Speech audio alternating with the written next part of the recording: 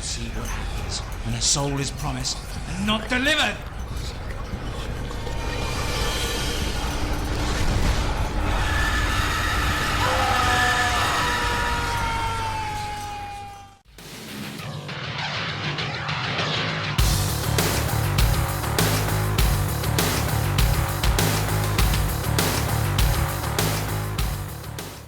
We are talking the movie Pentagram.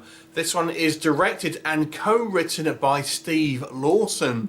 And this is a very simple story, more or less taking place in one location for the vast majority of the running time. So what we have four young adults who are travelling from the east coast of the States to Los Angeles. On the way they are robbing various kind of local diners, and they're going there they all have different reasons, but primarily the reason is one of the number is a recovering drug addict. They want to go to a rehabilitation centre in Los Angeles. And you've got her brother, this other guy and his girlfriend. And on the way they end up robbing this diner, and one of the waitresses there shoots back and damages their car, and they end up breaking down next to this kind of like old dilapidated house where they want to go in and try and find some kind of like water to try and fix the car. But when they go in there is a guy seemingly just kind of trapped within this pentagram, and it turns out he was halfway through doing some type of satanic ritual, and now these guys enter the kind of pentagram and end up being trapped there, having to try and figure out a way, can they escape? What will happen? We'll have to watch the movie to find out. So let's discuss Pentagram. So obviously a very, very low budget film. This movie does kind of get around that by really just, like I've said, having this movie all take place in the one location. Simply a room with a pentagram on the floor with kind of candles around it. Really relying on the fact that you're having to use their kind of smarts to try and, maybe find a way out and try and kind of, get at least a bit of extra time at the very least. And it's kind of a few challenges kind of await them as they kind of their time sort of grows on. So it's a neat idea, and I always think if you haven't got the money to do a movie, don't bite off more than you can chew. This movie certainly doesn't do that. So I think it's kind of a quite original idea and a clever way of kind of doing a horror film which isn't particularly flashy, where you can kind of just have the one locale and it makes sense within the context of the story and also be, an interesting premise.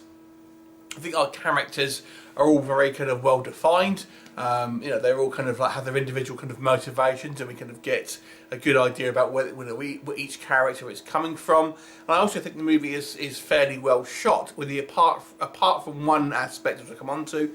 But yeah, so I think the photography here is all pretty good. The direction's fairly solid through the movie. What doesn't work for this movie? So I've mentioned, let's talk about the technical things first of all. So although I do think this movie is well shot, there are a couple of sequences here where the scenes are vastly overlit. I mean, when we're meant to believe these characters are trying to find a kind of some items within the room, and they're having to use the kind of the light from the torch on their phones to try and find it. But the room is just look like it's just slightly dim. It's obviously we kind of have to see what's going on. But it just doesn't look, it looks ridiculously overlit for them having to use a kind of torch. It's just a bit silly. So there are some technical aspects here that maybe aren't so good.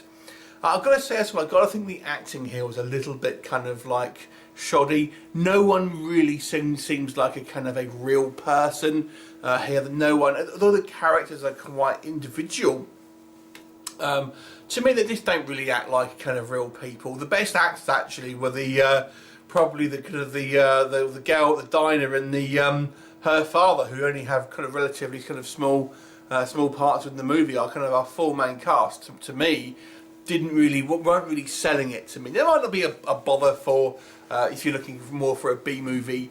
I've got to say as well that kind of the movie itself, the bulk of the story here. It's just very basic. I mean, it's just these people kind of like waiting around, kind of like not even trying to figure out a way around it, trying to figure out how to get out, how to escape. More just kind of like, just buying time really. And what's the point? You're they're kind of the race against time, so to speak, is the candles are running down, but you know, inevitably they're going to have to kind of like try and find a way out of it. The actual threat of the demon as well is a little bit kind of like hit and miss. Most of the time it's kind of just shaking furniture. We do see an image from a demon which looks like it was maybe stock footage. I'm not 100% sure, but it kind of yeah, it kind of looks like it's superimposed over the top of existing footage. I don't think it looks like it is made for this movie, but I could be wrong about that. I've got to say as well, and there's going to be a bit of a spoiler warning for this part, because to me this is a very simple film. It's war on location, a very simple setup. What can go wrong story-wise? Well, I'll tell you, because I think this movie doesn't even stick to the rules that it sets out, and it's already very basic story. And this is going to involve some spoilers. So we see the original person who does the kind of the pentagram, and he is halfway through a ritual when the woman he wants to sacrifice runs out of the pentagram. Two things to remember there: halfway through the ritual, and the woman runs out of the pentagram. And the guy says to her, "You need to get back in the pentagram because otherwise it's unsafe. The demon's going to come and get you." So it is established within this movie's continuity that you can go outside of the pentagram as long as you come back in sharpish, pretty much. But you can potentially go back outside because he says that. And the demon doesn't exactly, you know, it takes like 30 seconds or something to arrive, so you can kind of whip out as established in this film. But no character does that in this movie. Whenever they step out, they just stay on the outside. There's no even attempt to come back in from any of the characters that end up stepping outside of the pentagram. It doesn't make sense. Even if they, you know, you saw them not being able to get back in, they should at least try. But it is established because the guy who is the Satanist says to the woman, original woman in the flashback, you can come back in and get back in because that's where it's safe, etc. The second thing that didn't make sense to me in its own rules is that the reason why they're trapped in this pentagram is because the ritual was interrupted halfway through, and now that is why they are trapped there, because it's a half-done ritual, and the kind of the demon hasn't been you know, given this the soul that it was kind of promised within this incantation. That bit is okay, but at the end of the movie, where we have a couple of other kind of characters come in, it kind of doesn't make sense then, because people end up getting trapped in the kind of the pentagram when the ritual is completed, and there has been no attempt to redo the ritual at that point. So you're basically saying anyone who walks in a pentagram is ultimately going to get trapped there. So even in this movie's rules that it establishes, it doesn't make it sense, and it's such a simple film to begin with. It seems very sloppily written in that respect.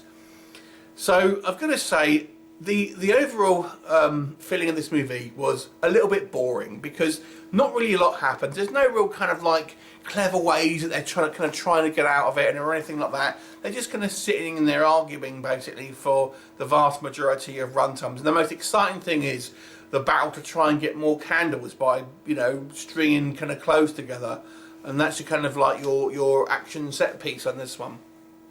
So I've got to say, this movie, although I think it does have a good idea, I think the execution of this movie is fairly poor. I think the script is a little, you know, could have done with some work and a little bit more punching, had a little bit more going on. And I've got to say, it doesn't look like they just have done many takes. It looks like it's kind of like quickly done, if that makes sense. So I'm not really loving this one. I'll give this one a 4 out of 10. Have you seen it? What did you think of it? Leave me a comment.